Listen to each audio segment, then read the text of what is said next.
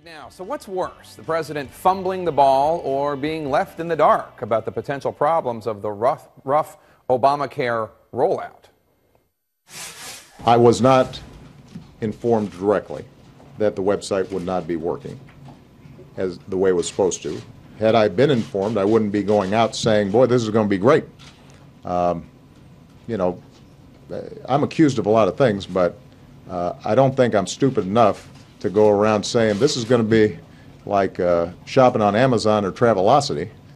Let's bring in our panel, former White House press secretary for the Clinton administration, Dee Dee Myers, and former CEO of Hewlett-Packard, Carly Fiorina. Thank you so much for being here. Dee Dee, explain this from a crisis communication standpoint and also from somebody who was in that building. The president saying, I didn't know that the website was going to be such a disaster. If I'd known, I wouldn't have been out there saying it's going to be like Travelocity.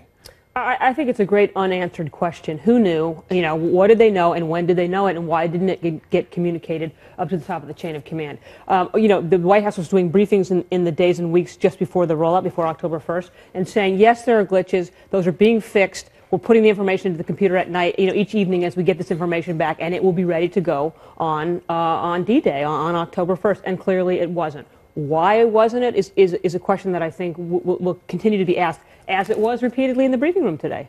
So as a former CEO, if you had gone out there and said a product, a Hewlett-Packard product, was going to be outstanding, and it came out then, and it was not outstanding, let's just put it that way, and there were top aides of yours, the COO or the CFO, and they knew, but they didn't tell you, would you fire them?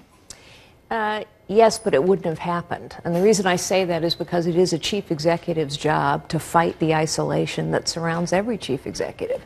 It is a chief executive's job to make sure that they are informed. The problem, I think, with this line of I didn't know, one, it's a continuation of a pattern. I didn't know about the IRS targeting conservatives. I didn't know about the Justice Department targeting journalists. I didn't know the website was a problem. So you're left with only a couple explanations. Either he did know and he's not telling the truth, or he didn't bother to ask the right questions, which I believe is his job, or his staff knew and didn't tell him. That's not very heartwarming. Or nobody knew and they're all incompetent. I mean, I just think it's a terrible explanation, and it has been a pattern of his to say when anything goes wrong, I didn't know. It's his job to know. He's accountable. Dee Dee, do you think what he did today, extending for 1 year all these potential cancellations, allowing them to be extended rather, and saying he didn't know, and speaking more, as Van Jones put it earlier today, more as a person who cares about these individuals as opposed to a lawyer looking for wiggle room as to his previous promise. Do you think this puts us to bed? Is it over now? No, but I do think it was a step in the right direction. I think it's better than it was. I think we'll see whether this fix will resolve the problem for enough people, how the Congress will react to it, whether they'll seek to make the changes permanent through either the House or Senate legislation, and whether either of those can pass and be signed. And then we'll look at whether this will help the problem. I think if there's a way to allow people, and it's unclear whether the insurance companies can make this work, to stay on their policies if they like them for a limited period of time is probably a doable thing, and it does help. It doesn't answer all the questions. It doesn't answer the questions about who knew what and when.